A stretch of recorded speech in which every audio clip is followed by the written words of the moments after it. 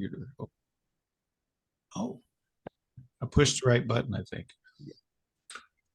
Well, here we are talking about lots of things today for about an hour. So, as you all know, I mean, if you're going to be in my class or Dr. Littleton's class, I'm Dr. Griffith. I teach at Western in the counseling psych department, and I'm hoping to record this video to elucidate some kinds of tests we use, not only for the purposes for which this test was used, but for more general purposes. So the paper we're discussing is regarding Charles Manson and implications for personality, psychopathology, and ideology.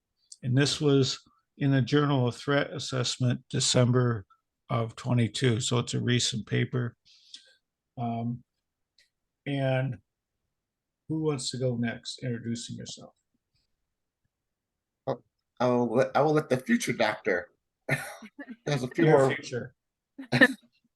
Yeah, in about 2 months, Dr. Oliver. But yeah, no, so my name is Shira Oliver. Right now I am pursuing my PhD in counseling psych at Andrews. And yeah, as they said, I am almost done. You're really almost done because you did your dissertation. Mm-hmm. Which Yes. if there's doc students listening, pay attention to that. Yeah, try to do it before internship if you can. Yeah. And Very smart. Very smart. Very smart, very efficient. And so what are you doing your internship on? Or what kind of things are you being trained? Yeah, so my internship site is primarily forensic. So the majority of my caseload consists of sex offenders and those who are involved with the criminal legal system. I also do some mental health services in a correctional setting, and work with people who are involved in specialty docket mental health courts in Ohio. What would be an example of a specialty, like a drug court, something like that? Yeah, so like I see a lot of people who are schizoaffective. That's probably the majority. Yeah, a lot of severely mentally ill people. A lot of them do also have substance use disorders too. Yeah, okay. So liking the training you've had so far? Yeah. Okay. Yeah, it's been rigorous, but yeah, it's good training. Yeah. A lot of hours. Mm-hmm. And outside from the outpatient work, then I do the like competency exams, NGRI, pre-employment, and stuff like that. So you're going to be well-rounded for the interface of psychology and law. Mm-hmm. Right. That's good groundwork to have. You won't be out hurting for work, I don't think.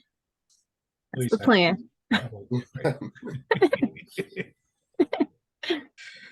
So the future Dr. Oliver has been working with us as she was a student, and her year, I hope we could call it a sabbatical. Because I hope you come back, is about done, and you'll be credentialed and everything. That's so wonderful. Mm-hmm. Yeah. Light at the end of the tunnel. Absolutely. And this is Dr. Brian Littleton. Tell us a little bit about what you do. You have some really interesting things going on. Yeah. So I'm the man that's known with many jobs because I love to work. I don't know why. So I teach at my community college in Flint, where I'm associate professor of psychology there. As one of my classes, I actually teach an intro psychology course actually in the prison at some correctional facilities. So I actually go into the actual prison and actually teach intro psychology as those students are working toward their 2-year degree. I also am part-time faculty down at Wayne State in their counseling psychology program, where I teach personality assessment and cognitive intellectual assessment courses. In terms of private practice work, I told you guys I have a lot of jobs.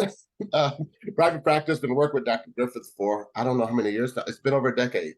Well over a That's decade. just Yeah. crazy. Well over a decade. So in terms also, I work for Genesee Health, where I do contract, where I work as a psychologist for them, performing all assessment work, no therapy. Most of it is dealing with assistant outpatient treatment orders, which is like for court order treatment, but it also comes into, or have to do judicial admissions for them as well. So that's when you have someone who's was found deemed not competent to stand trial, and they couldn't be restored within the statutory time frame. That it then gets kicked down to probate court, where they have to determine what treatment options are they going to have. And so I do those evaluations. And then I also do the evaluations for the people who are on NGRI status. So Okay. I've been doing those evaluations to provide the updated reports, and they have to get a report that goes back to the committee. I think it's every 6 months. For some reason, it's in my head every 6 months. But I do those evaluations as well. So those who are on NGRI status in the community, they come into the office, I evaluate them, see how they're doing. Is treatment going all right, and recommendations, should they kind of stay or not? Excellent. You are really the man of many jobs. Yes. It's that was all verified with that. But so not guilty by reason of insanity has some misconceptions. The word insanity is a legal term, but it's also used for friends who really are nutty towards us. They're going insane. Why are they doing that? So it's popular, but it's also got a clear word, clear use in legal. Can you tell us about that? Yeah. So in terms of when we try to use the term insanity, I mean, Yeah. of course, we have every state has different laws in terms of looking at. They're all pretty similar, but when we talk about in Michigan, individual has a documented case history of some mental health, and at the time of the offense, more or less, was unable to appreciate the differences of their actions at the time as a result of their mental health Right. issue. They didn't know right from wrong They didn't know right because from the wrong at the flying time. saucers were telling Yeah. them to destroy the aliens or whatever. Yeah. Right. One of the things I think a lot of people probably also think is that when people get not guilty of reason of insanity, they're found that, that a lot of people think that they just get to walk free. And that's Right. not. That's true. They do not walk free. Nope. They are pretty much, so this is a little bit of history. So they will be in treatment at a hospital, psychiatric hospital for a few years. But Michigan, I guess there was actually a legal case that we were keeping people on that had NGRI status way too long underneath the purview of the court or the committee. So now I believe they have limited it to, I want to say it's 5 or 7 years. I have to go back and look at the ruling, but Sounds where you cannot have people, because there would be people on NGRI status for 20, 30 years at the time, still underneath the purview of the courts. But now they have, because of this legal case, that they limited the time frame, which if you're out on NGRI status, only so many years now. right. Right. And uh, there were no laws regulating anything like incompetency to be, and then restoration or NGRI before 1970. Yeah. So these are what, 50 years old? These laws, they don't date back to the founding of America or anything like that. Yeah. And they used to keep people just forever. Once, they thought, well, he wasn't in his right mind, he never will be, so we'll just lock him up and throw away the key. So it was a lot of institutionalization. Yeah. But now that's good. So 5 to 7 years, and then they would get released, and you would have a risk assessment of some kind. Yeah. So normally I'm kind of evaluating the risk. Oh, sorry. I was just gonna say they're released to Sorry. the community at that point, as opposed to like civil commitment. Yeah. So normally so when I see the people, they're already been released from the hospital. They're in the Oh, okay. community. So because typically they'll be in the hospital after NGRI status for a period of time. And then they get out and they're in the community, but they're still underneath the jurisdiction or underneath the, I won't say control, but in a sense it is control of the NGRI committee at the Forensic Center, which is where the committee is housed over there. But Yeah. they're still in the being controlled, and the local community mental health have to monitor their care in the community. Gotcha. Right. So a lot of work and a lot of important work in understanding whether people, what level of treatment they need. Yeah. Right. Whether it's very structured or needs to stay in an adult foster care home versus being independent and being in their own home. I remember we talking about some of those. Yeah. Those are, and they're also tricky sometimes finding the placement setting for a specialized AFC home. I just had a case recently with the intellectual disability sex offender, and trying to find like, well, I recommended a specialized AFC home, but his level of aggression in the house has been so bad. He's been kicked out of about 4 different homes already. Wow. Mhm. Yeah. And he, right. Geez, that's a lot. Yeah, and they keep charging him with various. I mean, he has a rap sheet that is, yeah, but I mean, the intellectual disability is, I'm actually quite seeing clear. people be prescribed like some antipsychotics actually to manage their aggression. Yeah. That's this kid. I will call him a kid, but he was 19, 20 years old, and his rap sheet is quite long, and they have him on pretty much. He's on Clozaril. He's on Oh wow. Clonidine. He's a host of medication, you know. Yeah. But he just, every time he does something, I mean, he is crossing the legal threshold, but every time he comes back, he's not competent to stand trial. He's had, Yeah, he's not never going to achieve that. yeah. Wow. Right. And I think I remember asking Dr. Griffith before, because I know it's like obviously my internship is in Ohio. So we, at the setting that I'm at, we do have some outpatient competency restoration clients, but I don't know if in Michigan there's somewhere where they actually do competency restoration. Yeah, so like the forensic hospital in Saline might do that. Okay. But that would be only for psychiatric, and that would be for medication and management like that. Is that right? Yeah, that Yeah. would be. And for juveniles, none. There's no funding for it. So I work in a juvenile system, and there's no funding for restoration of competency there. So I was on the tail end of the committee that developed the juvenile competency law, and so my colleague Dr. Johnson and I would drive up to Lansing, participate a little bit in these, and then we had some online and phone conversations with lots of people who had already got the groundwork by borrowing from other states, sort of the best practices from other states. Because prior to our juvenile law, we went off the adult law.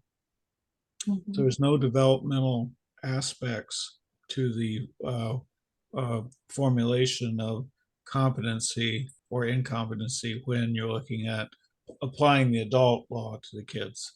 So now it's more developmentally sensitive.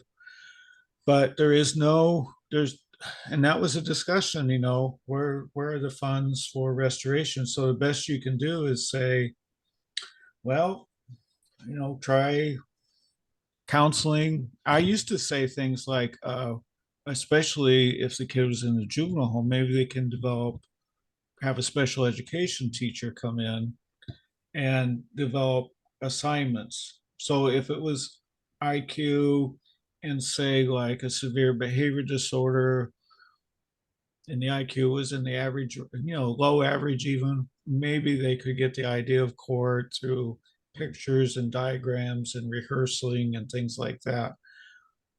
But that didn't work. So they didn't seem interested. I couldn't get anybody's ear. Like, okay, let's get the kids the chance to have to debate what they've done, because in court with a lawyer and understand things. Because the few hours that I spend with a kid who's been accused of something, say, very serious, uh, uh, may find them to be incompetent now, but maybe they have, a chance at it. If it's a very low IQ, I would say no. And if it's been verified that that's static through their educational history, then I would say no. But there are just a few kids out of the groups, out of many that I've seen, I think, well, if we had somewhere to send them, like we do with the adult psychiatric people, then we might see a small percentage of those be restored or be, I guess, habilitated to competency. I don't know. Yeah. Yeah. Okay, so we transition to one of the worst criminals in history, I guess. Yep. Not the worst one, unless we have some other stuff we can comment on. Yeah. I think it's a good transition to Yeah. just talk about assessment testing and how it's even used. Yeah. So I think almost everybody knows who Charles Manson is, right? And this was a late 1960s crime. He had a quote family of followers. He apparently could be quite charismatic, to them at least. Um, and I was thinking about this before I signed on. Wasn't he in an episode of Mindhunters when that was a very good, I want to say yes, he was. Yes, even briefly? yes, Yes, he jumps up on the table and yeah, right, and that's kind of a pretty good portrayal, I think, yeah, of what he was like in real life. Um, so anyway, he's charged with several murders, and the idea here was he was in the Department of Corrections in California. He was assigned to the death penalty, and that was in 70 or in 69 or 70. And then Supreme Court said we're invalidating the death penalty, so that applies to all states. And so he was sentenced to life, and he lived his life. In fact, if you go back way, even in childhood, adolescence, and adulthood, he was most of his life was in being incarcerated. yeah. That was an interesting thing about his life. Article made note that he has spent 46 of his 63 years behind bars at that time. At that one point, it's like wow, that's I know, and so yeah, the highlights of that was his holy cow background, his personal history, and they only give it a, let's see, 1, 2, 3, 4 paragraphs, but I think they might have got something, they might have left something out that I heard before, but they do say his mom was 16. She ran away from a religiously oppressed home. They think who his father might have been, yeah, and he may have not have known his father, it sounds like. And Mm-hmm. right, and then his mom was an alcoholic.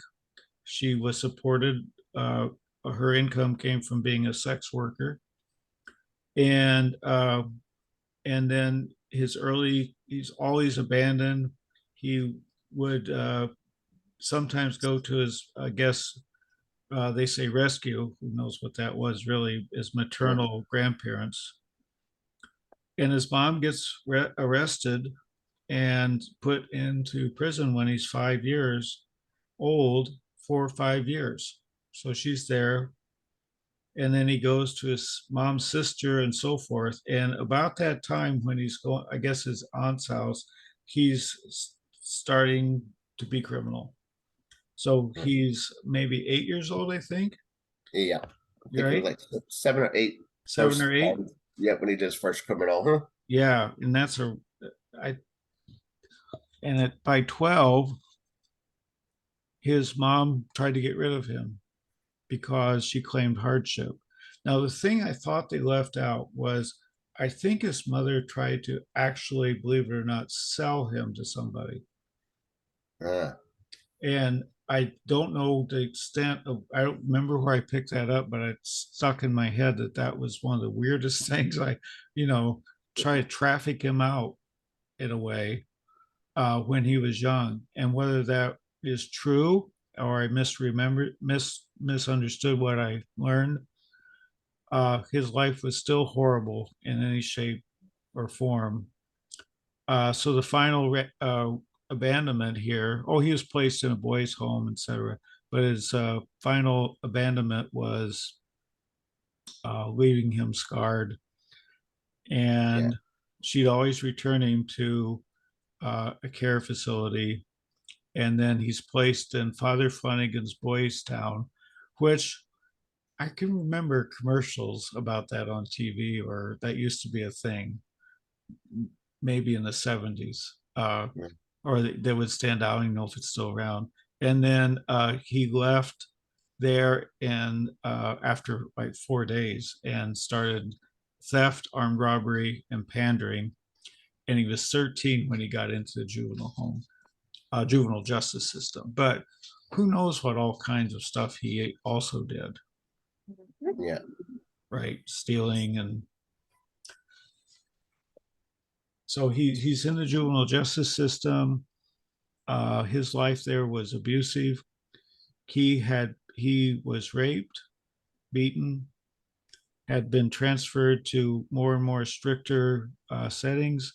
He was released from a training school in Ohio, and within about a year and a half, I think it's at 19 he's released, and in his early 20s he was returned to prison, and he's there at the McNeil Island Federal Penitentiary. I'm not sure where that is. I don't know where that is. And then in 1967, he's 32 years old.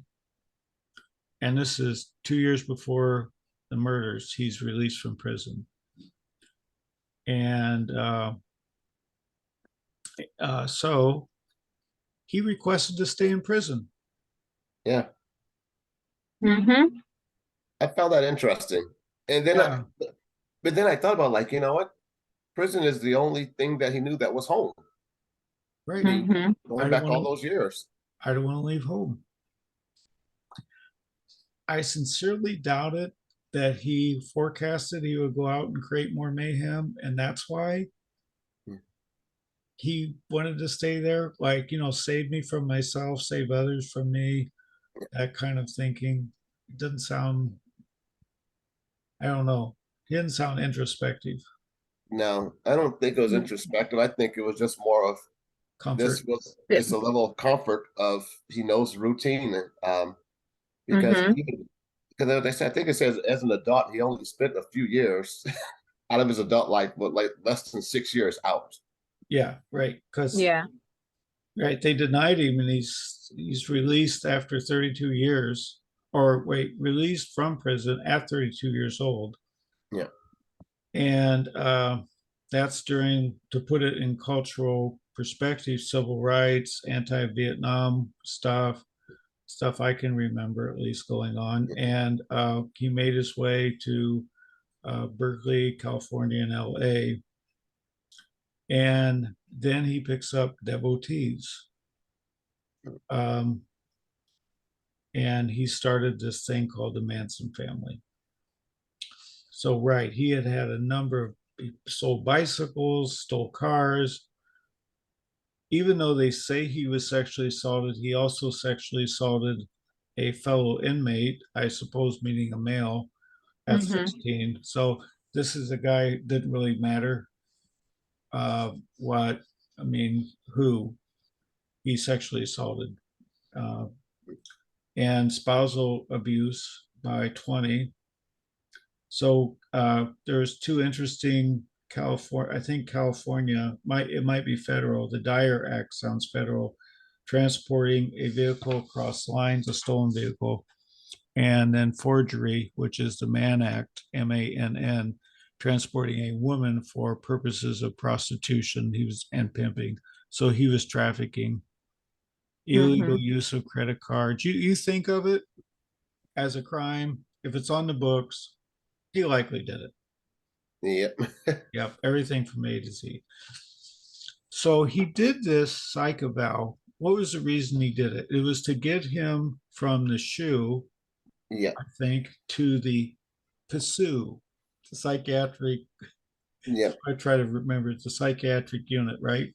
Yep. It was a psychiatric. So because there was a law that changed, and so if the person had a mental illness, they couldn't be housed in the shoe, where they go to the psychiatric unit where they have a little bit more freedom at that time. And because they diagnosed him previously with schizophrenia, they need to reevaluate him. You're saying no. Much I was saying, I agree. He's not schizophrenic. No, there's he may have looked that way and sounded that way and behaved a little bit. I don't know, but he knew what he was doing in a lot of all these things, I think. Thrill seeking would be one of those things, I would think, part of the psychopathy kind of diagnosis. So anyway, he met with Dr. Roy, the first author of this paper, 7 hours after his arrival at the psychiatric unit. So they describe his presenting in loose, pressured manner these ideas, interrupting examiners.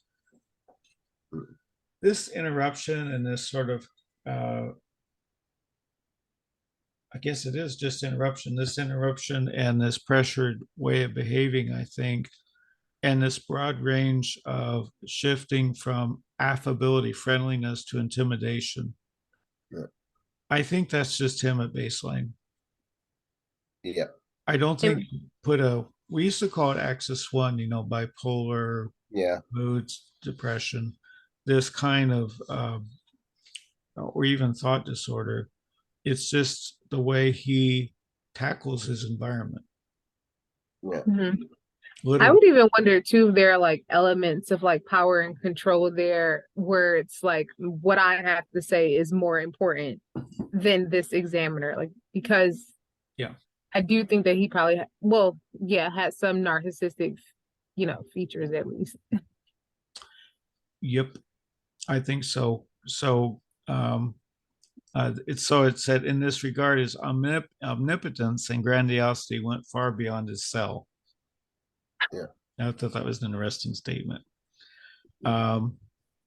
So he covered world events, referencing himself, referencing the Truman MacArthur argument, and tying himself to the Scotch, I can't pronounce, McGivney Scotch whiskey empire. Yeah.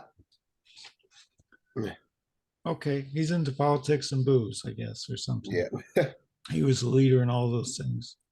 Okay, so he went over this process for 5 days, and they wind up doing. He's very aware of his notoriety at this point. And this was carried on the news a lot. I mean, we didn't have 24-hour cycle back in the 60s and 70s when he became known as this murdering idiot that he is. But he was carried on the news, so you would hear it, and you would hear it on late night interview shows, or I was even Diane Sawyer, who interviewed him. I guess that's all online. I can remember, I think I watched that interview when it first came out. So he's very aware of what's going on in his life. And so here's the 1997 results. I'll start out just by saying this. His IQ had been tested in 1956? Yep, it was 56. 121? Yep. But we don't know what they gave him, what the test was. Yeah, they don't know that one, but then they gave him the updated IQ test. The WASAR, right? Yeah. Okay. And only it looks like vocabulary and similarities was administered, I think. And then the Tony, which the Wexler scales and the Tony are still out there available in different editions, I think. So let's see what also the reading test to get an idea of his reading. So his intelligence score was in the average range, just using a couple of tests. I would have liked to see what he would do on the comprehension subtest, see what kind of answers he would give. Not for any other reason, just to see what he would Yeah. respond to. Because the comprehension test is all about these roles and expectations socially. You know, what do you do if you find someone else's, I'm not saying it right, someone else's mail laying in your yard with a stamp and address? Mm-hmm. All the antisocials I know have said, why would I need to do anything? Yeah. Or leave it, Yep. throw it away, burn it. I've heard burn it, which that sounds like Manson stuff. Okay. So anyway, his written language was substantially low. Third grade equivalent on the rat, which is at the first percentile. So his reading ability was poor. Yeah. He had a standard score of 64. 64. Gee. Yeah. So he's taking a very long test. There's 567 items written between elementary and middle school levels for the most part. I think they all fall in that range, don't they? Yeah. Yeah. Mm-hmm. Right. And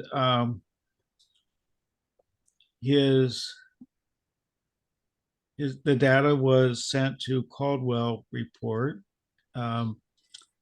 For folks listening to this is Alex Caldwell, the late Alex Caldwell, whose website, caldwellreport.com, is still up and running, and who was a prolific researcher in the area of the MMPI, a very sweetheart of a guy I got to meet at least once.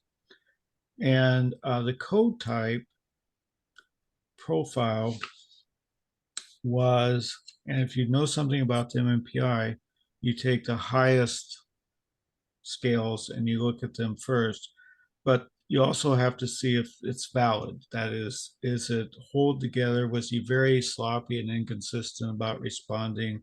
Did he try to present himself and saying he doesn't have any minor faults?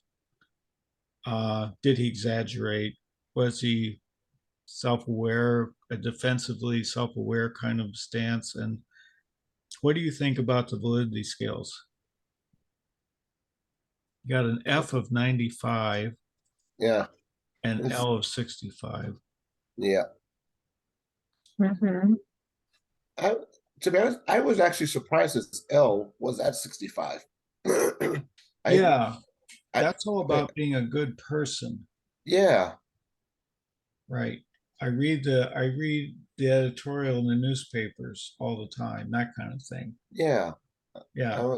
I was kind of surprised that was Right. And I wonder, though, I mean, since the way that, and granted, I don't remember, which specific items are on that scale, but I wonder if it's presented as like because he believed that he was a good person, and that goes into some of his like delusions.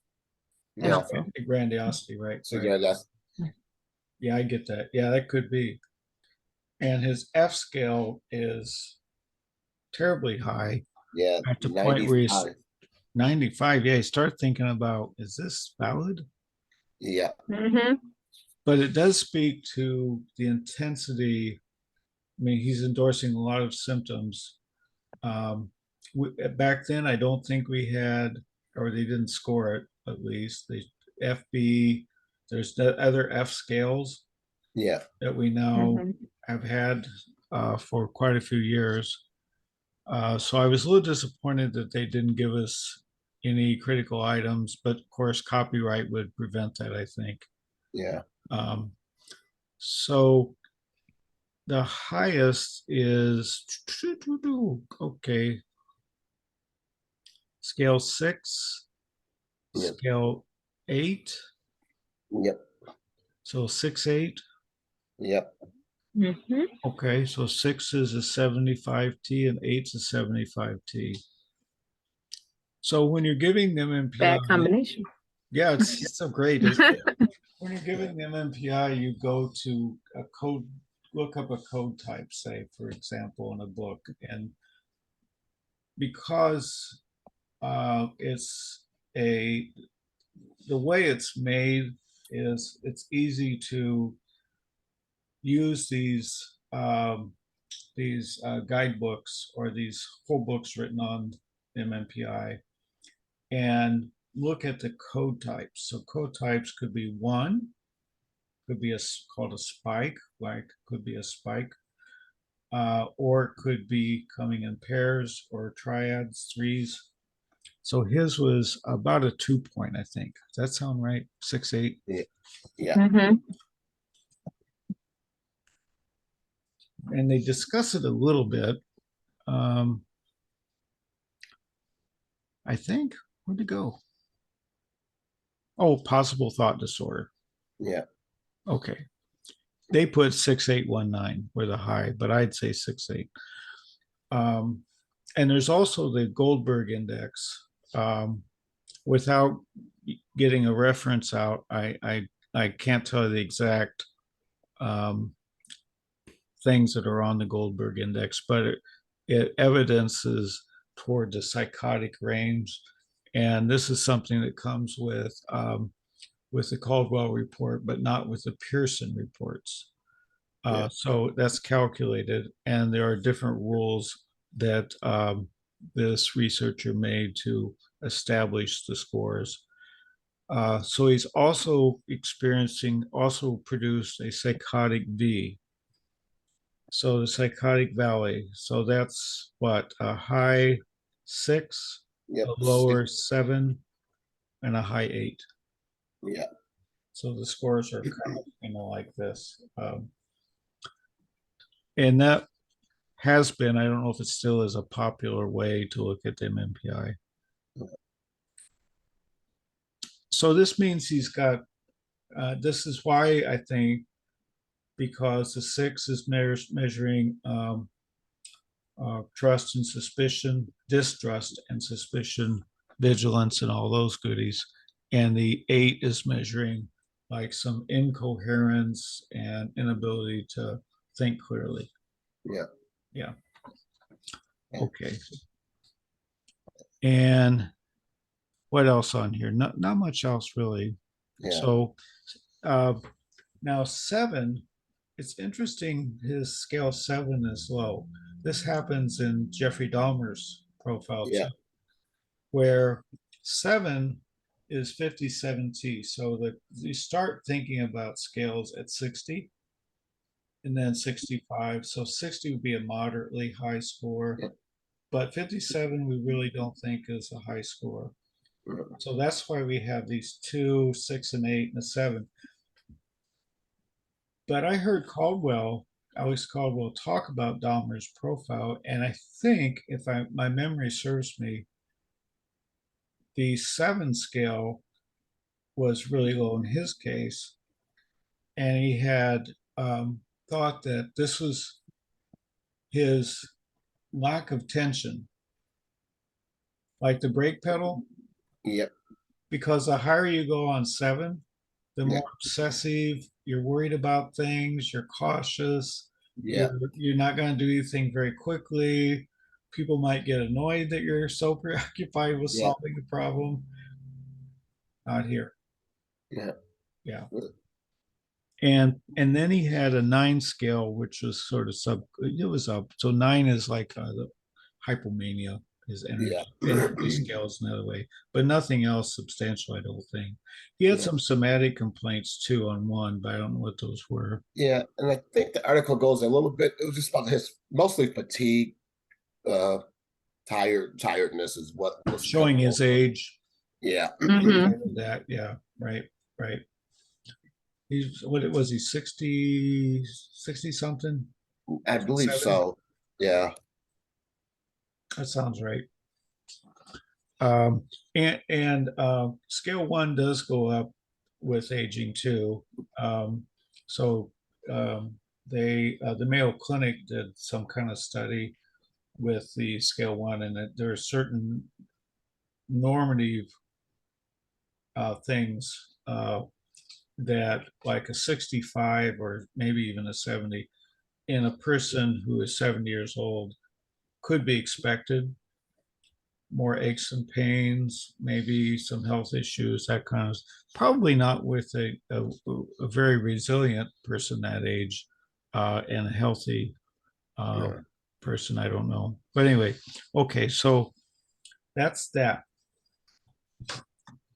Now, the trickier one, even for me, who I used to study the Rorschach in my clinical research project to graduate in my doctorate program, was dealing with the Rorschach, um, which it became so difficult to administer,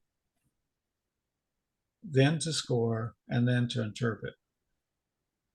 And the reimbursement rates for psychology kind of started to plummet.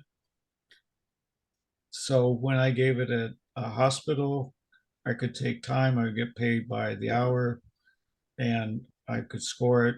I could, um, I was trained in the Exner system, which was, the Exner system was developed by John Exner.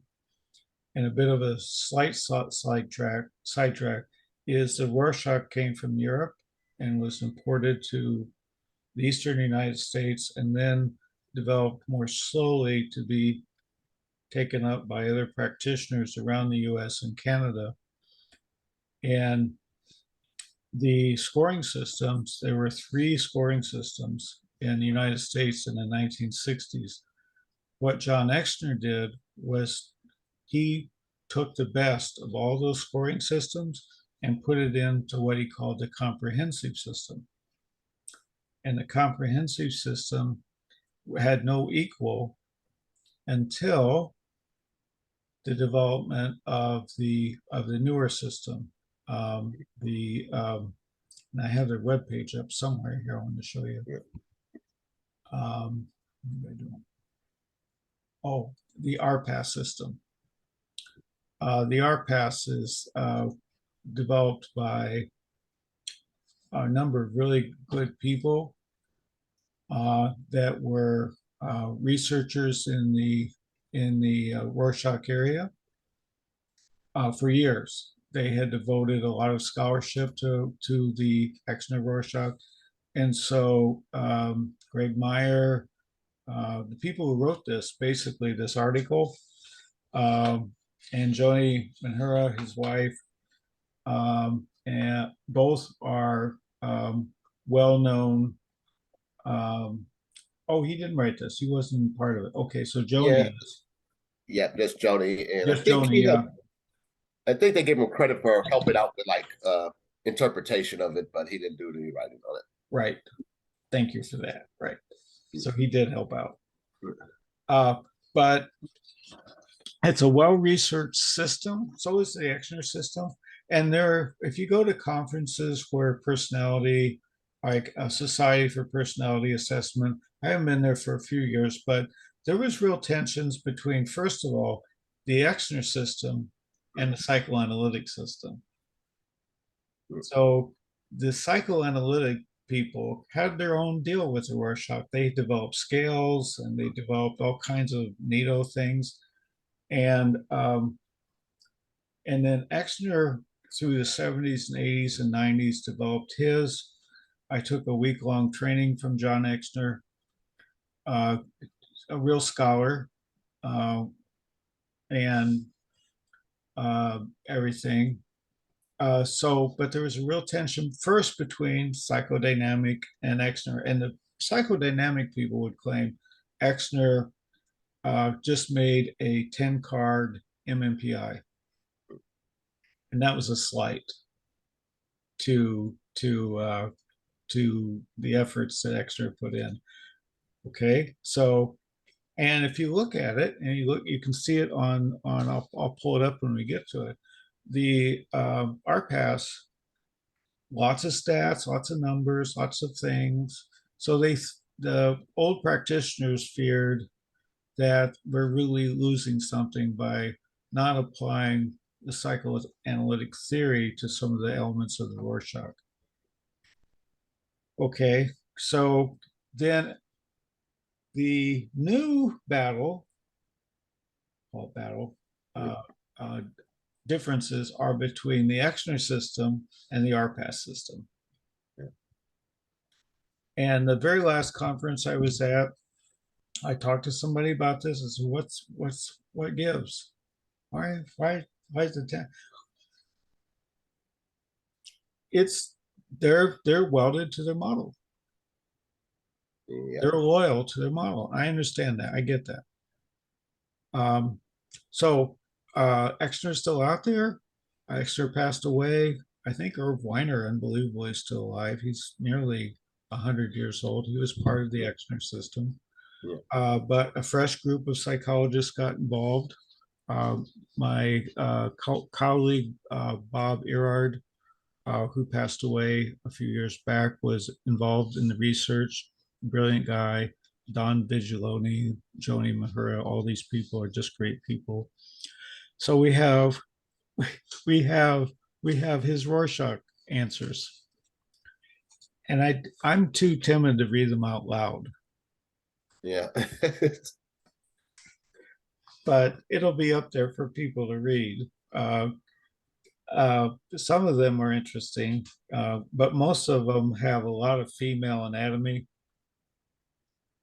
Mm-hmm. A lot of them do. It has some definite racist ideology coming through. It has. I wonder if he was kind of sexually confused because of one response. I think I can read this out without being too provocative. Two dancers with female breasts and male genitals. I wonder if he was a little, Yeah. because he had raped a male in the past, sexually, and a female, and who knows how many others. Maybe it just didn't matter to him. Some of his the hypersexuality and Yes. his responses is consistent with people who have been victimized themselves. Yep. So. Yep. So, and there are other anatomy responses too. Okay, so they scored it with the RPAS system, and some Exner used to say, "I'm really interested in how they sign out of the Rorschach. What's their last response?" Because and so his last response, let's see if I can say it. Two blue elves waving green flags coming out of yellow morning glories. The yellow flowers are blooming from a lobster claw. So he's shown the card. He's asked, what could this be? That's how you do it. And this is his third response. You can only have 4 responses to a card in the RPAS system. So this is his, and it says, when they ask him, there's another round of questioning, an inquiry phase, like, show me where you saw that at. Yeah. He says the blue elves, spiritual elves, then there's something incomprehensible. Feet, little pot bellies, shaped like morning glories. First one ever seen. I can see anything I want. So he's saying something about his omnipotence. Yeah. As he signs out of this, I don't know. And I'm going to share what a uh, Rorschach thingy do here, looks like, by getting here on the right page. I want to show just an example of the scoring. So they have all kinds of scores on it. And oops, keep going. Okay, so okay, let me share the screen. There we go.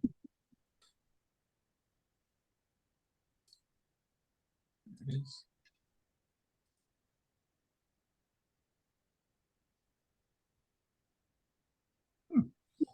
You see most of it, I think. There we go. So this is like for students, these are standard scores. So 100 is the mean, and I think it's a standard deviation of 15. So low scores mean very few responses, high scores mean a lot of responses. And they have this divided into several sections. And I'll just give you an example of, I wrote down a few things. So first of all, when you give this test, you should have a bunch of paper ready. And there's a seating diagram. I've got it pulled up here somewhere, but you can set side by side, or you can set slightly off to the side by the person, and then have a table you work from. You have to record the responses. So if they're a fast talker, one of the rules you can say, could you slow down a little bit? And that's okay to say, because if they're looking at an ink blot and they're saying, say slow down a bit, but you do your best to write down what you can. There's only 4 per card in the RPAS system. You need at least 16 responses. So you have 10 cards, you need at least 16 total responses for it to be valid. And his is valid based on, I think, 26 responses. Okay, yeah. So record verbatim, or you can stop them you can actually encourage them if they only give 1 per card. Like the first one, you can say, try to see if you can, what else you might see, or something like that. Okay. And you can ask them to slow down. The other thing they score, and I did not know about this, although when I was trained, I was told to pay attention to it, but there's no score. They have a score for card turning. So you put it the way it was published to be looked at on right in front of them. Yeah. And you get a score for turning the card this way, or turning it that way, or flipping it over and looking at the back, which I've had that happen maybe a couple times out of the hundreds I've done of these. So denote if the card was turned. And then after you get all the responses, you go back and you do an inquiry, or in this system, they call it the clarification phase. So they clarify what you saw. And after you do all the clarification, you're ready to input it into now a computer program. And you do have to know the scoring system. It doesn't score it for you. So like the MMPI, you would put all your 0, 1s, and 2, or so you put your trues and falses, or skipped items, trues, and it would score it for you. This does not work that way. You have to have already had a score sheet prepared, and then you enter your raw data, and it'll provide standard scores for you. Okay. So you'll look at it, you'll see, I don't know if you can see this or not. I can enlarge maybe the screen a little.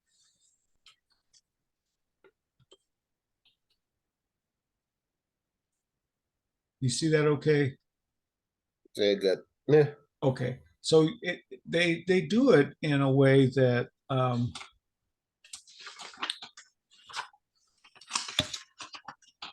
is kind of interesting. So here's engagement right here at the top, and processing, cognitive processing. And I don't know if I can make this. Yeah, okay. So for complexity, for all these scores, he's pretty high. Yeah. Okay. And I can tell you just a couple of these. This is not a Rorschach training session, but I can tell you what a couple of these are. His complexity score overall is pretty high, and that is his effort. The resources applied, like he gave some pretty complex responses to just use borrowing from that word. He did. Yeah. It wasn't just I see a bat, I see a stick, I see a dog. He saw things interacting with each other. And Yeah. then the number of responses was roughly a little bit, it's in the average range. So R is 100. So that's okay. And he didn't give simple responses all that much. So it's a little on the low average. That's F%. So that's his engagement. Oh, excuse me. That's the ability to identify and interact with different aspects, including simple and complex things. So his simple things were not simple. So he had more complex responses, as you can see. So then you go down, synthesis is the SY. He's very high on that. He's, we look down to his ability to cope. His M, his movement responses. Human movement responses are thought to be a higher order response. So if people see all animals, they're basically seen as more immature.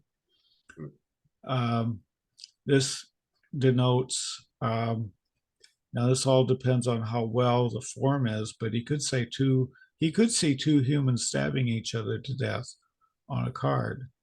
Yeah. But he saw human movement a lot. So these are people doing things in his responses. And then they have, so he approaches this with a lot of, I'd say, cognitive vigor, seems like him. And so he is pretty intense. Then if we go down to the second row, how about thinking problems? And here we look at scores such as E doubles, is that E2, 3? Anyway, it's ego impairment. Yeah. And that's a thinking disturbance. And he's off the charts. Okay. If we look at things like severe thinking or SEVCOG, he's off the charts. So that's evidence of severe problems with thinking. Okay, so that's was one of the concerns you might have, psychosis or schizophrenia. And then on FQ is the number of responses with form quality good divided by responses. His was kind of low. It was like a 75. So that's this one that's FQO percent. And then the last one is sort of in low average range, which is P. P is popular. So if you can go in Wikipedia, that's the easiest way to find the Rorschach responses.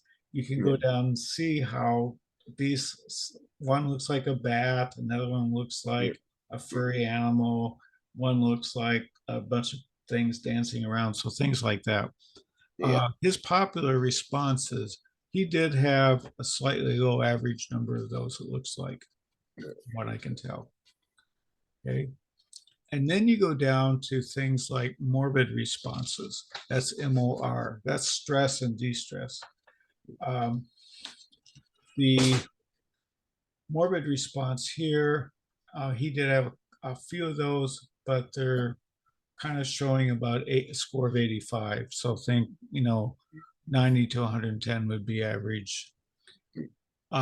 Self and other, um, he has, what's he got for that? I got that one up here. Okay.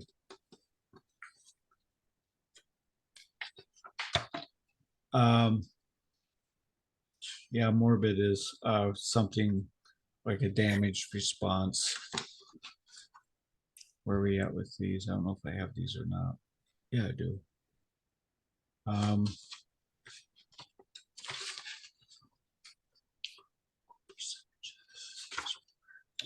Self and other. Okay. So the first one, ODL, this is about dependency. It seems he had a higher score there.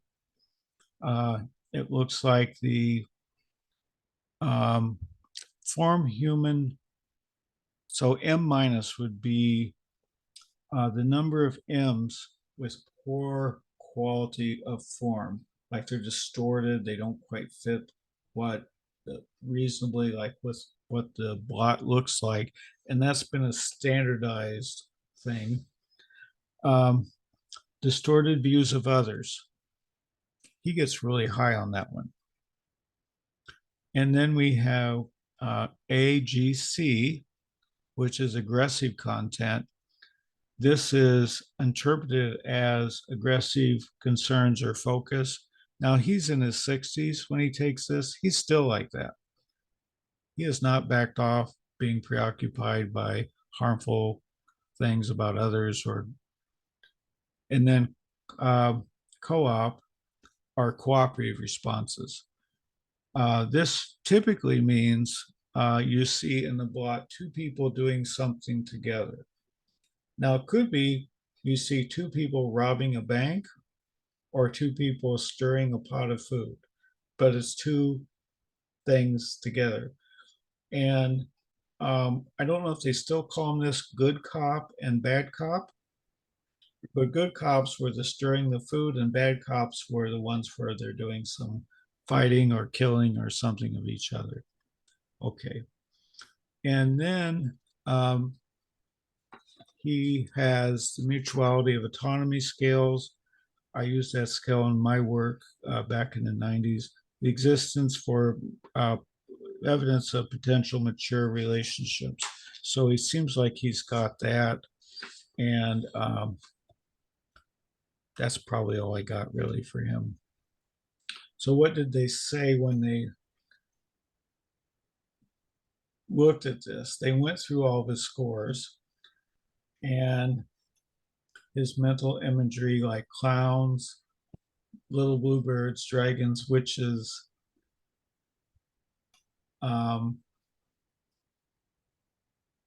and I guess there wasn't a lot of sex or aggressive images in this thing. Okay, so what else does he see? What else do they say? Does he have schizophrenia? No. Yeah. So go ahead. Oh no, I was gonna say what was interesting is their note, his mental imagery on the last few cards, Oh yeah, where they mentioned that his last few responses were more childlike, child-related images. they really were, weren't they? Images. They really were. Yeah. So on card 8, two lizards crawling up the backbone. That's a little creepy, I guess. Again, two big dinos at the bottom, two little bluebirds, a dragon sitting on top of a witch's head. Her head's coming from something or other. And then card 10 looks like a hippie with a mustache, Eiffel Tower. That's a popular response, I think. And then 25 is two dancing, it's still card 10, two beetles on top of a caterpillar's head. And then the last one where he kind of signs out. So yeah, he does see like, you're right. Yeah. Things you would hear from a kid, maybe. Yeah. All in all, his RPAS results are inconsistent with schizophrenia. They're mostly consistent with persons with a lower level of personality organization who have manic tendencies and perceive the world a lot different than other people. Visual misperceptions and misinterpretations are more consistent with the reality testing dimension of psychosis, a dimension that also includes like grandiose self and core narcissistic features of psychopathy and mania. Okay. And they also looked at the interview. Uh, I don't remember the interview, but they talk about this. She sounds to me, Diane Sawyer, who interviewed him, she sounds like she really stood her ground with him. Wasn't intimidated. Yeah. And I don't know how or where it took place. It must have been in the prison. And if he had that plexiglass, does that make sense between her? Yeah. Okay. So they do with the interview, they say a lot of these are just, he utters odd sounds, gibberish, but they're distracting sounds whose function seems to be confuse her, although it doesn't work because she stays she stays composed. His speech in these interviews does not represent formal thought disorder. They look like very deliberate during all of his verbal emotional behavior expressions. Okay. So they're meant to really uh, batter her, and she's just deflecting those and not Yeah. paying attention, right? Um, so they're not the typical verbiage of a psychotic raving maniac or whatever. What do you know about the psychopathy checklist? Maybe both of you, maybe you might know a little more. But they scored him on this at the 95th percentile and the 98th for prison inmates and 99th for forensic inmate patients. Any ideas about that? I mean, I guess I could see that being fitting, it's interviewer based, and then you give them the score for it. Based on the interview, there's different kind of criteria they meet, and you kind of check off if they meet this criteria or not during the interview. Um, it's a semi-structured interview, if I'm not mistaken, isn't it? Mashar, do you use it at your work? No, in the site I'm at, they don't use any like of the psychopathy checklist because we can't, since it's technically not like a DSM diagnosis, we can't assign it, which means they can't bill for it. So true. Right. So I believe there are cut scores. So like any other anxiety or depression, if you get a high enough score, they diagnose you as depressed. If you get a high enough score, you've got psychopathy. Yeah. So it's somebody who uses manipulation or aggression to achieve goals, right? And pretty fairly consistently. And so they talk about here the dark tetrad, the four qualities: psychopathy, narcissism, Machiavellianism, easy for me to say, and sadism. Right. So, yeah. Was he psychotic? What do you think? No? No, but not psychotic in that sense. I think it definitely was just not in a formal sense like schizophrenia, but I can maybe go in and borrow some maybe the psychoanalytic terms of psychotically organized though. I could see like delusions, but like as like what Dr. Littleton was saying, I don't think he's schizophrenic because he doesn't have the disorganized speech or any of that. So. Yeah. And I think even the MMPI too was interesting. I think they noted when it came to some of the auditory hallucinations that he did not endorse those type of items. Right. He endorsed some of the other, more delusional, but not the. I hear those kind of. So I hear or see things that nobody else sees. Right. yeah. Right. Right. Okay.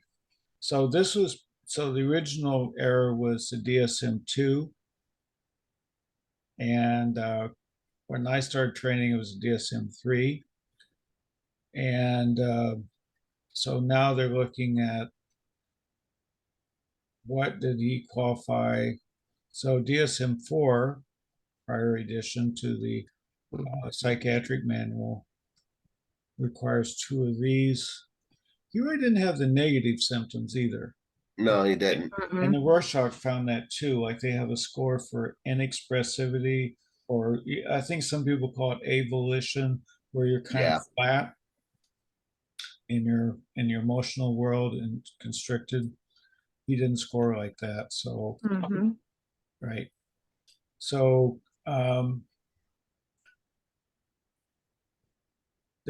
so they say the evaluating for bipolar mania, which could include psychotic things, hallucinations.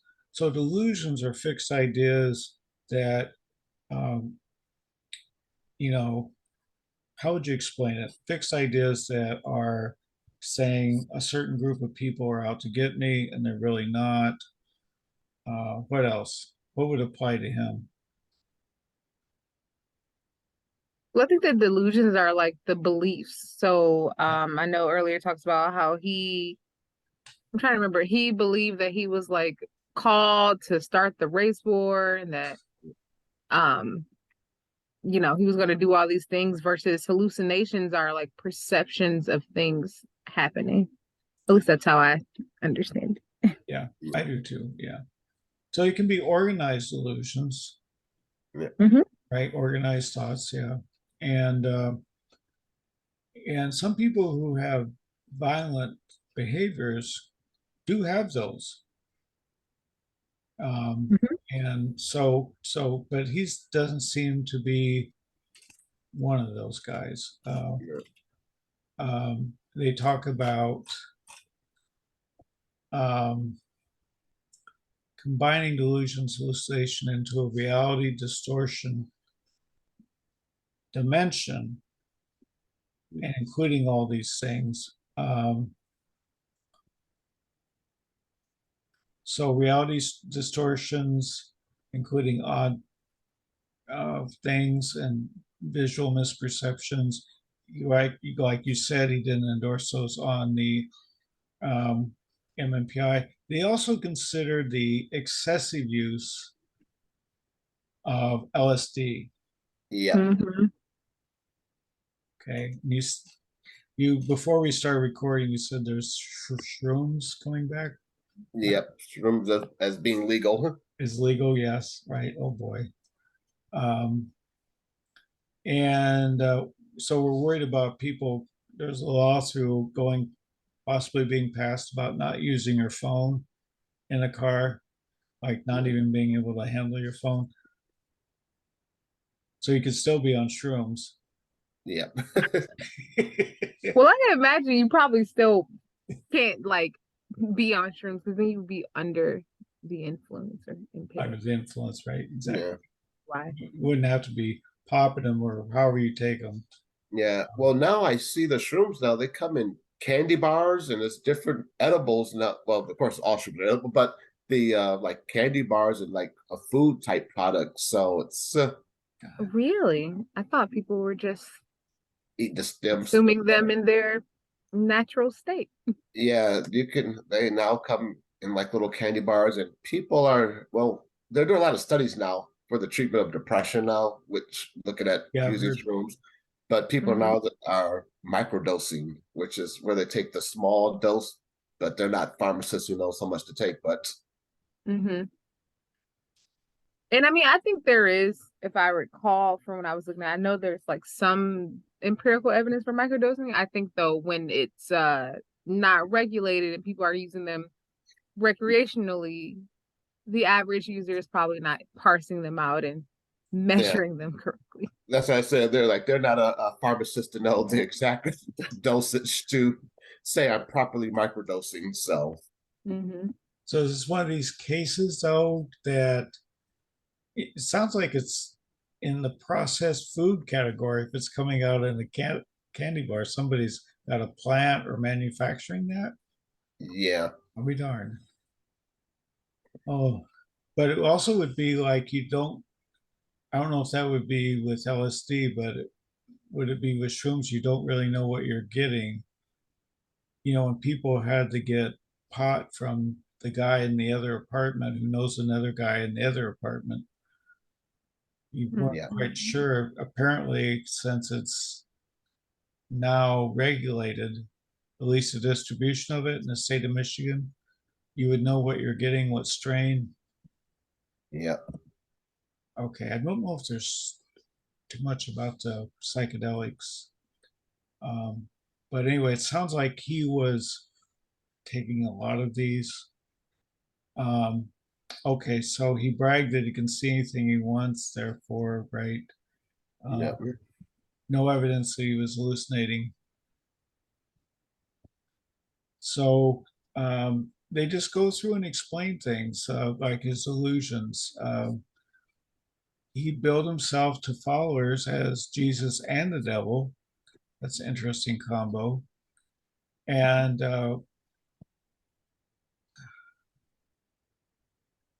they could He's do a it. narcissist. It's gonna be them both. Yeah, right. I mean, yeah, right. He can be just do fantastic things for other, or just eliminate the entire, with his race wars or whatever he's kind of nutty kind of stuff he's doing. Okay. Um, at some time I just lose patience with a character like this because of the actual damage he's done. But I understand that by studying him, we can better understand people that are similar in similar ways. Um, and it also, so they go through all this, and he elevates on omnipotence, exhibitionism, magical components of new grandiosity and narcissist scale. And he's not inexpressive, so he didn't have the negative symptoms of anything like a schizophrenia. And then the mania, uh, there was no scale 9. yeah, yep, Usually, when I've used MMPI with people and I've got a scale 9 and go back and give them feedback, yeah, I'm like that. I don't sleep much. I yeah, on projects all the time. I've got tons of energy. It really is an energy scale, but he didn't report that, or an impulsive scale. Um, so he had, so it says to diagnose bipolar mania, however, the symptoms must represent a noticeable change in behavior. So this might be his hypomanic baseline. yeah, Right. And his, if you think about psychologically or psychodynamically, he's um, so we think about in psychoanalysis, they think about part objects and whole objects. And he's kind of seeing things in his Rorschach as parts, uh, and some detail, I think, in some of these. Um, and he's they're looking at splitting, seeing things as good or evil, flat out denial, devaluation, and they're talking about the theory of Otto Kernberg. And if you haven't read anything about this, uh, find something that he has not written. I mean, Kernberg, because he's kind of terse. It's difficult to read. Find something that summarizes his theories. It's much easier to grasp. But if you have the tolerance for the kind of complexity and even somewhat denseness of a theory, you could probably get through it with his own original writings. He's still around. Yeah. So it's just all kinds of stuff here. So DSM-TR wise,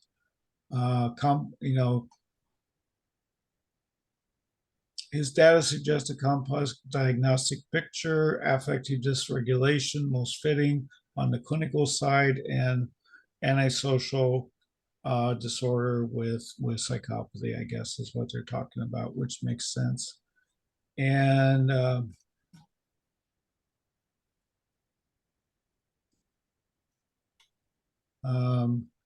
he's interesting on these scores because of his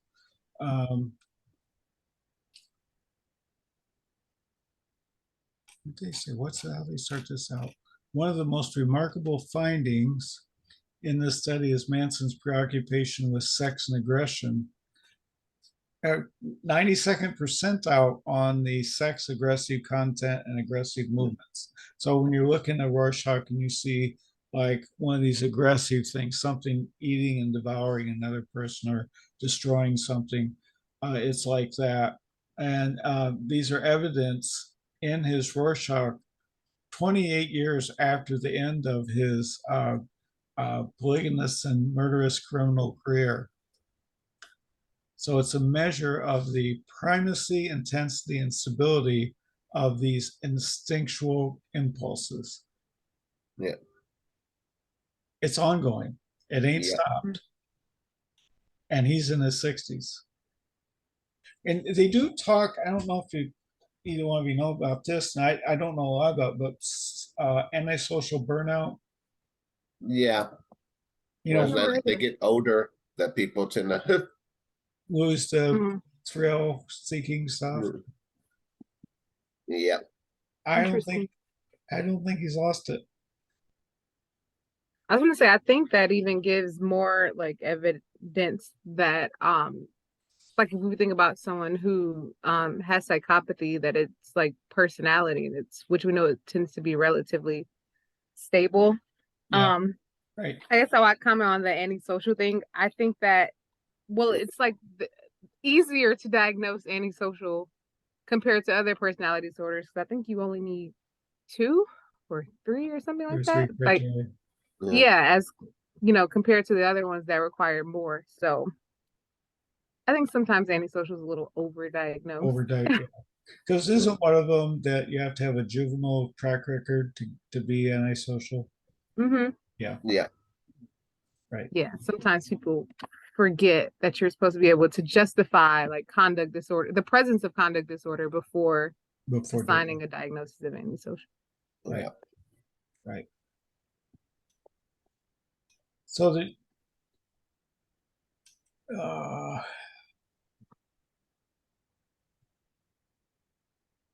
yeah, we didn't.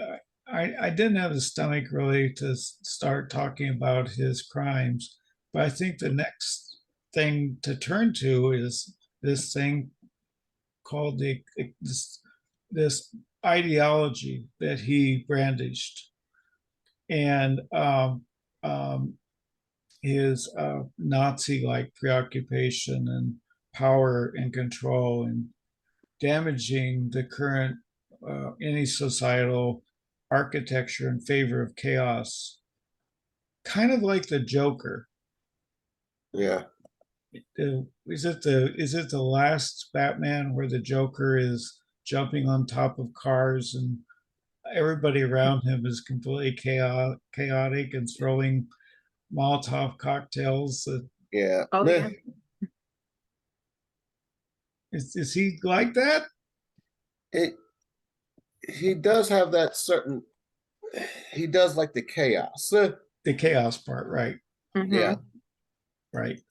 But what I find interesting though is that he's like intelligent enough where he's able to rope like other people into, you know, his family into carrying these things out. Right. So I think that was the whole deal, that he never actually committed himself any of these things. Like he was able to convince other people to do it for him. Right. His proxies. Yeah. Which I always found interesting, you know, that he actually had people, you know, like during that time period, it's just like you almost have this person with this kind of larger life personality has to, like, I want to follow him, and you know, he's saying these things. I'm going to do what he says. I think he's right on these ideas. Yeah. Um, Right. and despite his lack of formal education, so it wasn't coming across like he's a very, well-read individual or anything. So he didn't even pull from that. Yeah. Mhm. Right. Well, he's perhaps, they say here, the most infamous criminal of the 20th century. I've got no beef with that. Yeah. Although I have a couple of books on my shelves with about 30 or 40 other computers, so maybe Mhm. we could go through that sometime. But he definitely, in terms of being, say, a household name, but a recognized name. Yeah. Yeah. The violence was largely political, and there was no external command or control of his. So his criminal acts find contemporary relevance in the context of this is the word I just was like puzzling over, but I can understand what they're saying. Accelerationist ideology, a half a century after the murders. It's a wide range of ideas that advocate acceleration of existing and economic and technological structures to cause radical social change. And then a couple other sentences, not just reading all through the here, but recent Nazi-inspired terrorist groups. I looked up the Atomwaffen, and there's like 50 of those people. So thank goodness they're not like a hugely Yeah. popular. But the New Zealand, all these, they're kind of tying this into other ideology that is involved in domestic terrorism. Yeah. So,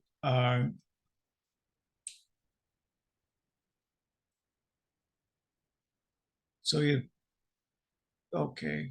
So they think this sentence here, mostly helped by the low dose of back to LSD again, and the probable use of meth to lower the threshold for violence. So I guess I'll go ahead and stop sharing this.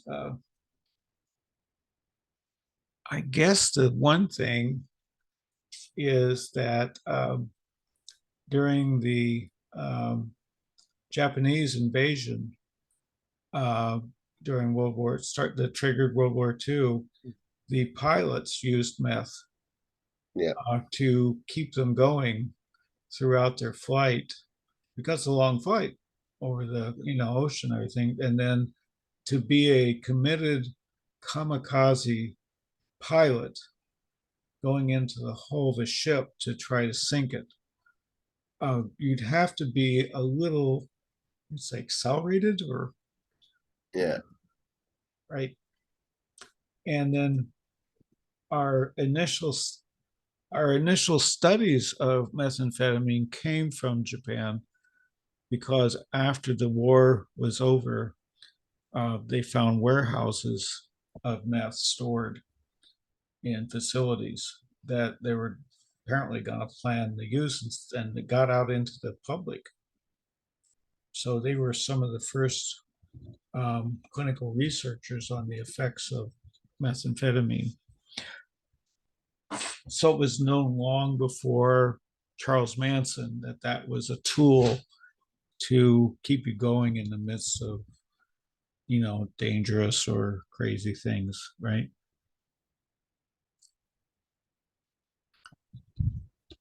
Let's see if I wrote myself any other notes. I don't think so.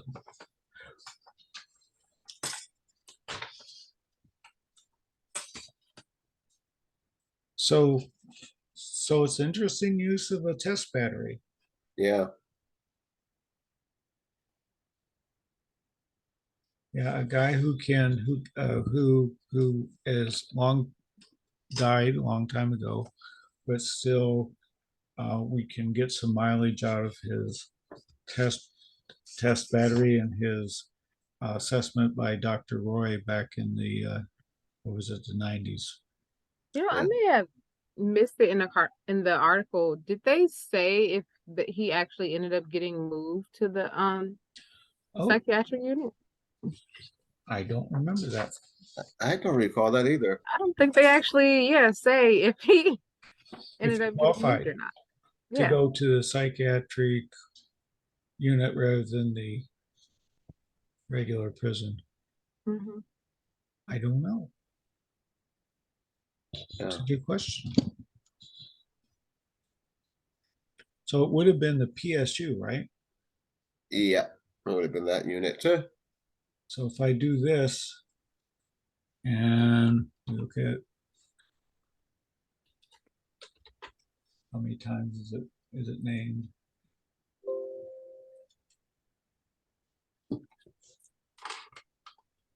It's actually interesting. In a training I was doing on psychopathy the other day, one of the points that was brought up, or like an ethical consideration, is that if, for like in his instance, because he had this background growing up, you recommend therapy, but if he truly is someone who's a psychopath, you would almost be like teaching them the skills to be able to further manipulate people. Yeah. Yeah, I thought that was Yes. just an interesting point. Manson's initial meeting with Dr. Roy occurred about 7 hours after his arrival at the PSU. So it's a short sentence, but I don't know if he was just evaluated there, but he's in the room with the steel mesh cage and everything. Yeah, it says here Manson, given Manson's drug trafficking charge that resulted in his transfer to the PSU, was also oh, I see. He was also given access one, cannabis abuse, hallucinogenic abuse, and all this stuff too.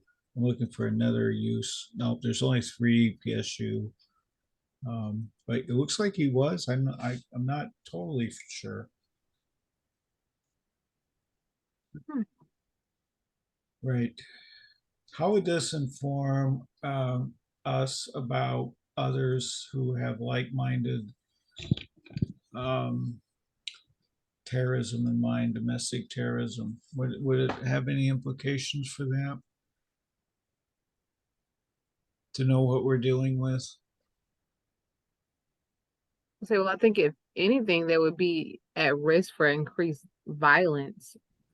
So I Yeah. don't know if, like, as far as like housing and placement goes, if you would want to put them with other people in the prison or jail who have severe mental illnesses, because those people are typically more vulnerable.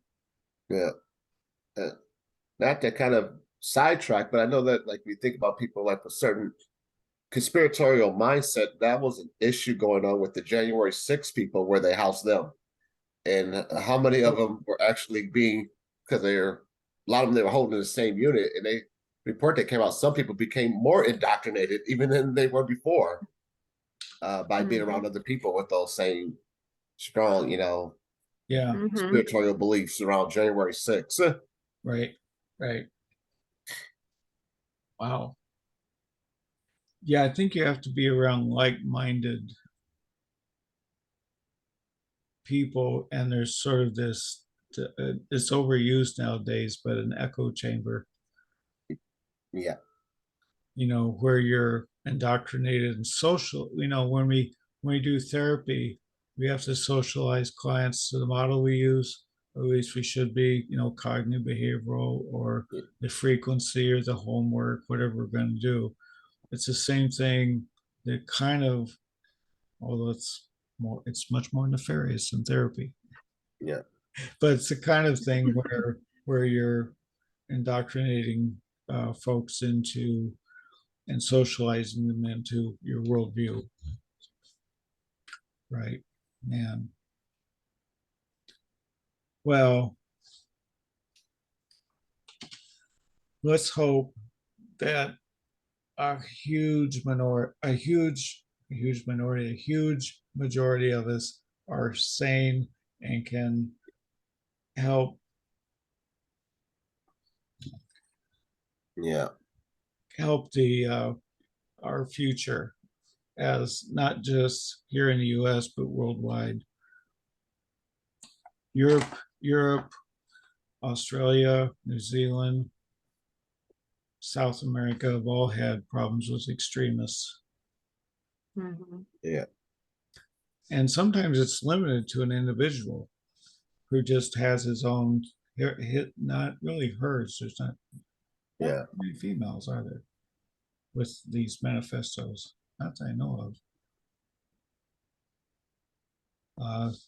But yeah.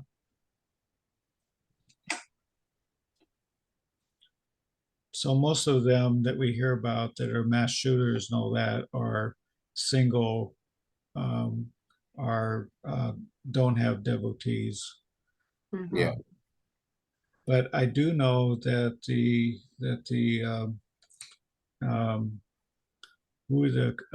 Columbine shooters were idolized by other shooters too as role models, even though there was Mhm. no direct connection to those two. Yeah. So I've heard others say that we should not make this newsworthy. That's kind of the debate that I've been hearing as well. Mhm. The more that we put it out there, of Yeah, Yeah, it becomes sensationalized. yeah, absolutely. And Mhm. try to avoid that. But I do appreciate the study of this, the scholarship that goes into this, the development of new ways of looking at it. And I appreciate you both being involved with the discussion. And it's nice to see you when I don't get to see you regularly. yeah. Yeah. How much longer do you have, before you have 2 months left? I have 2 months to freedom. Freedom. You're gonna leave poor Akron. Absolutely. Can't wait to leave.